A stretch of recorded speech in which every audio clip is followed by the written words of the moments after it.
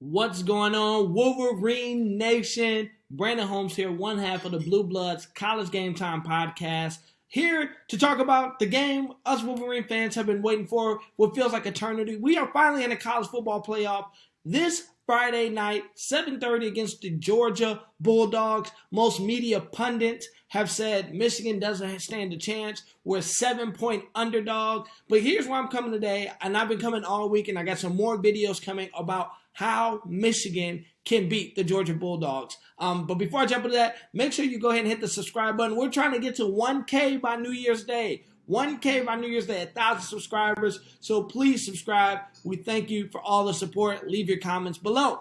All right, guys. Now, in prior videos, I touched on two things. I touched on the Swiss Army knife, J.J. McCarthy. I touched on the Joe Moore award-winning offensive line that we have. But I don't want to ignore the thing that's kept us in games all year, that has been the bloodline, that has been the heartbeat of this team, and that is the defense of the Michigan Wolverines. Now, everyone is highlighting the Georgia Bulldogs defense, which they deserve all respect. They have been phenomenal all year until they got to the biggest game of their season against their toughest opponent, which was Alabama, and they laid a big dud. Alabama made Georgia look like they did not belong on the same field, which has had me a little less concerned about that defense. Some people can say it's a fluke, some people can say whatever, but I do know this. In Michigan's biggest game of the year, which was the Ohio State game, they showed up and they showed out. People are going to talk about the Michigan State game.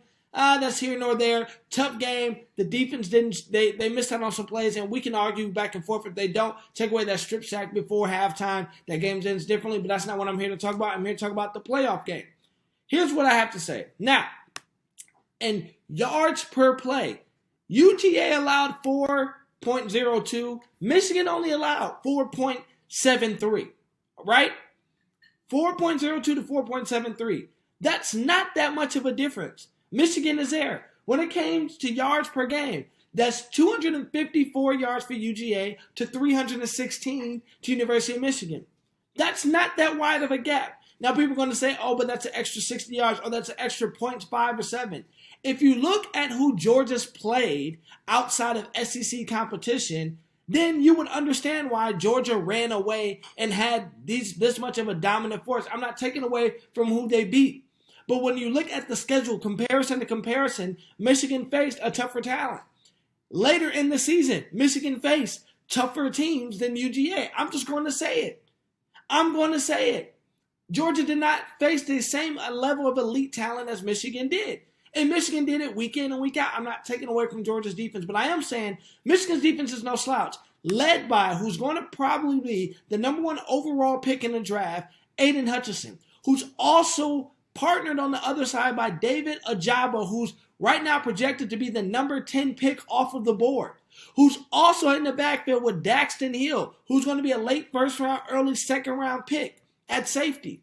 I like how Michigan's defense lines up with what UGA wants to do. If you want to look at a game of comparison, they have more talent, but UGA reminds me a lot of Iowa. They're going to try to run the football and then beat you off play action passes or waggles or rollouts. And I trust Mike McDonald enough with this defense, with his NFL background, to give Stetson Bennett some fits with his exotic draws up and his exotic defensive looks that he brings from the NFL. This is exactly why we hired Mike McDonald. We saw what he did to C.J. Stroud, and C.J. Stroud had a video game worth of weapons at Ohio State. Now, I'm not saying Georgia doesn't have weapons. They do. But they don't have Ohio State weapons. Okay? I like Michigan's defense in this. I believe you have 2 bookends that can get to the quarterback. And because our bookends are so good, people often look at the interior. Mozzie Smith, our nose tackle, is having the career year. Chris Hinton, the former number 1 overall defensive tackle in this class, is having a career year. Junior Colson, freshman All-American at linebacker, is playing lights out. Now, I know everyone's going to highlight who Georgia has, but Michigan is no slouch. And I believe Michigan's defense is the reason why Georgia loses this game.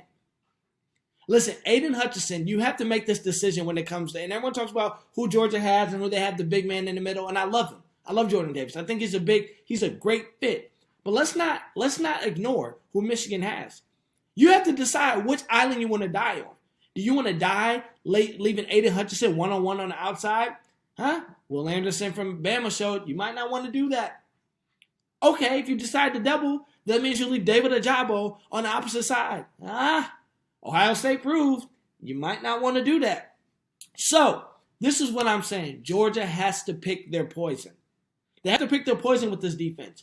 Do you double team Aiden? Do you double team Ajabo? Do you double team them both and allow the freshman All-American linebacker and our nose tackles to clean up?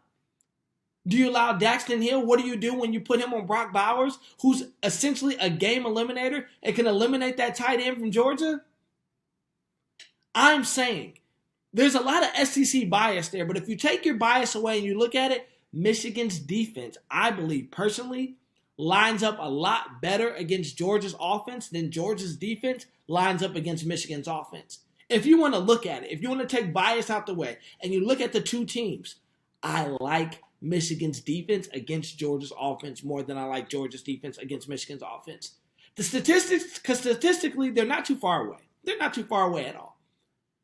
Michigan has the tools. They have the speed, they have the scheme, and they have enough of the key pieces in the right place that I believe in this chess match, this is exactly what this is. This is a chess match that they honestly and they most likely have the right pieces in the right place to make Georgia pay, the offense pay, sooner than Michigan's did. This is what that game is going to come down to. What defense forces the offense to make a mistake first? And I believe Michigan has all the right pieces, and the way they're playing at this time, that Stetson Bennett, who we've seen in his first real game, where he faced pressure, where he faced tension, where he had to make quick decisions, he looked shook when Cade has proven all year that he's cool, calm, and collected. I have another video on that later this week, but I'm just saying drop your comments below. Tell me what you think. While you're at it, go ahead and subscribe. 1K by New Year's Day. Wolverines, Friday's the day. And I think Friday's the day we finally go to a national championship. Until next time, Wolverine fans, take care. One half Brandon Holmes, one half of the Blue Bloods. College Game Time Podcast. Love you. Peace.